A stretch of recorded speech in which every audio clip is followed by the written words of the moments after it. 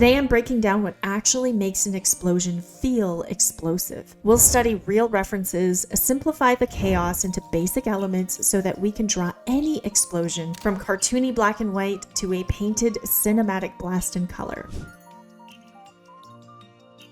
Because if you've never drawn an explosion before, you want to think about, okay, what is the final result that I want? Do I want the final result to be line art? Or a drawing, or do I want my final result to be a painting, right? It's important to know because you can see some of the same elements in the top example as in the bottom example, right? So in the top example, we can see that there are, certain colors involved, right? So there's like a dark red color, right? Like let's say there's a dark red. And then there's like a more of an orangey color, like maybe a reddish color, right? So you might do like a little swatch for yourself.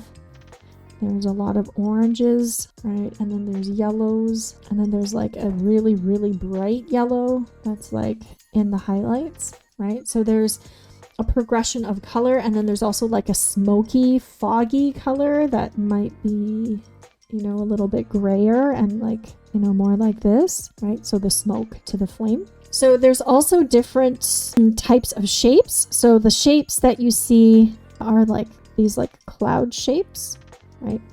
So they kind of look like clouds, but they also overlap, right? So it's like this type of shape. And not so much round shapes. These shapes, if you look closely at them, they're round, but they're also a little bit distorted. So they're not perfectly round, right? So if your sketch is perfectly round, then your second layer, right, might mess it up a little bit. So your second layer might kind of look like this. So instead of this being the round shape, it might look like this, right? So here's my second shape. I might mess up the texture, right? So it looks a little bit more like smoke, right? So you go from this to this. Some other things that I see is like the fire, right? You want to think about like, where is the center of the explosion? So over in this example here, you see 3 explosions. So you see one here, you see one right here, you see one coming from behind it, right? But there's like one main one. So let's say let's say these are like a cluster of explosions. So the main explosion is in the middle, right? It's like somewhere here in the middle. So then everything is going to come out from that center.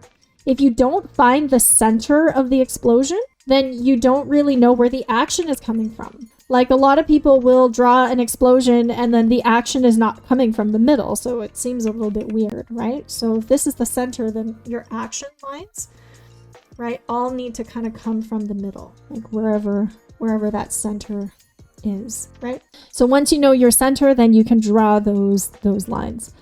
And then for the fire, with the fire, like you don't actually see it in the second example because the second example is mostly about the movement and the smoke, right?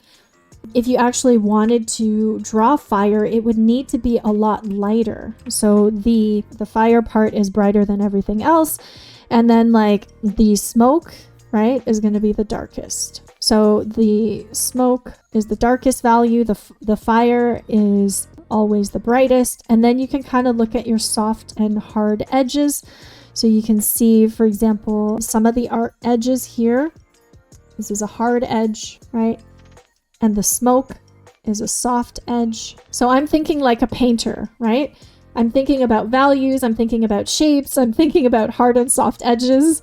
If you want to think like a cartoonist, right, you probably want to think about your lines and values and shapes. So think about where the center of the explosion is, right? Think about how you want to draw the clouds. If you want to draw clouds, whether it's clouds of smoke or whether it's just clouds in general, try not to make all of your cloud shapes the same, So like this doesn't look very natural, right? Unnatural because it has a pattern or it's too uniform, right?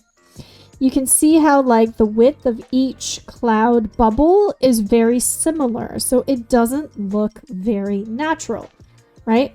And it looks very flat. Instead, when you want to draw smoke or you want to draw clouds of any kind, you probably want it to be a bit less uniform and more random, right? So if you wanted to make it more random, you could draw like one big cloud, right? And a few small ones. Draw some stuff in front and some stuff behind, right? Like let's say something like this. This to me feels a little bit more natural because it has overlaps, right? It has non-uniform or random shapes and no patterns. Patterns is anything like that comes in pairs or threes, right? So even if you're drawing like lines, if you drew 3 lines like this, my eye is going to go directly to that pattern because we recognize repetition. So you don't want to use repetition, right? No patterns or repetition that is uniform. So similarly, like you can make up smoke, right? You can absolutely 100% make up smoke. You just need to understand the physics of smoke. So there's an explosion. So the explosion, let's say, starts off in the middle, right? So if this is the middle of the explosion, then you're going to have smoke, right? You're going to have like this big thing of smoke from the outside. And then it might cause some other explosions, right? But the middle, you can see the middle is still the same, right? And then if I want to draw lines, right? You can study the examples here, right? You can kind of see that there's some darker shapes and they start to feather out. So this is similar to hair, similar to other things that you want to draw that have this type of motion. So if I wanted to use like a textured brush or something, and I want to, let's say, like really highlight some of those big explosions. And notice how I'm like zoomed way out because I don't want to focus too much on details here. Okay, so once I draw like the general explosion, right, the explosion shape, I'm gonna find a different brush for drawing out those lines. So just making sure everything kind of like follows it. Say I draw some lines, just make sure that they're all coming from the middle. Okay. So we got some clouds, we got some lines. Now we also need some debris, right? We also need a little bit of like scrap, you know, stuff that is just coming out. So you can kind of draw in this sort of texture. Again, keeping the randomness in mind, right? There's some of that stuff. And then, you know, you can get pretty cartoony. Like, let's say you want to draw some lines coming out now, right? Let's see if I can find a textured brush. So something like this, something like that. And then you can start to kind of like add in some of the explosions. So this one doesn't actually have the fire, you know, as much as the painted one. Typically, this is how I would draw them. By the way, I'm using Krita, a free and open source software used by digital artists and animators. If you want our complete digital brush guide with our top default brushes for illustration, you can download it free. I'll link it below. So let's paint an explosion now. Okay, so the first thing to do when you paint, if you're just painting for the first time, use a textured brush. Like a textured brush just feels a little bit better. It doesn't feel so digital. So one of my favorites is like the chalk brush. There's 2 of them. There's one that's square and one that's more round. So with the chalk brush, you can just like start to draw out some shapes, right? Like really, I'm unfocusing my eyes, right? And just kind of drawing out some initial shapes that I see. And because the brush is textured, right? It doesn't feel digital. Like if I used a digital brush like this to draw it, it just feels very like Microsoft Paint, you know? Use a textured brush. It feels a lot more painterly and a bit more natural. And then I'm going to choose my red here. So if you're painting as well, you don't want to, like, don't worry too much about the lines, right? If you're painting, like, you're not using lines, you're using shapes and you're using values. So just use shapes and values. And then move to the next one. Here's the orange. So if I unfocus my eyes, where do I see the orange? I see some of it here in the background. I see some of it here. And you might just be like, okay, well, I just see a bunch of blobs, Faye.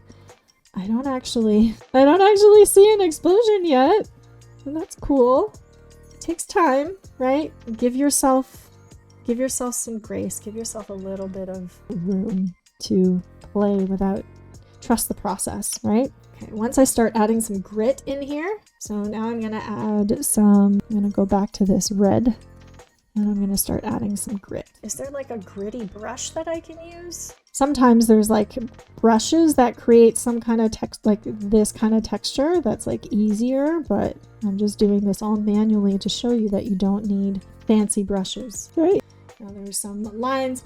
And then this is where you start to focus in on more of the details, on the sharper lines. So you want to start off with like the soft lines, and then you can start to put in some of the more detailed lines. So I'm still going to go and use a pencil just because the texture is a little bit better. And there's like a lot of white showing through. So I would probably like go in later on and use a solid layer behind everything to kind of like take away those small pockets of white, right? You don't need a lot of those pockets. So really you're just creating an illusion, right? As artists, we are drawing illusions. We are masters at making things come alive. And the more you do it, the more confident you'll be. In the beginning, it can take some time. And trust me, these things can be learned by anyone. You don't have to be talented. In fact, talent sometimes works against you. I've seen some really talented people, but they know they're talented, right? So they don't work as hard as some of the people who are not as quote unquote talented, right? So never, always give yourself grace. Now what I'm doing is I just added a layer underneath this where I'm getting rid of all the white. So you can see already it's starting to look like an explosion. I'm gonna just now select my lightest yellow and do some scribbles in here. You want to find like, where is the part of the piece? Where's the explosion coming from, right? It's coming from the middle. So the middle, like this is where it's going to be the most fiery, right? You want to make sure it has some hard edges. You want to make sure that it has some of the textures that you want. Right. And I didn't actually use this gray, but I will. So I'm going to use this gray, use like a big brush, go back to my background layer, and then start to add some of the smoke, right? There you go. You have a drawing of an explosion and a painting of an explosion. Practice beats talent when talent doesn't practice, 100%. All you need to do when you're painting is throw down color, right? Throw down color, pay attention to your values, pay attention to your hard and soft edges.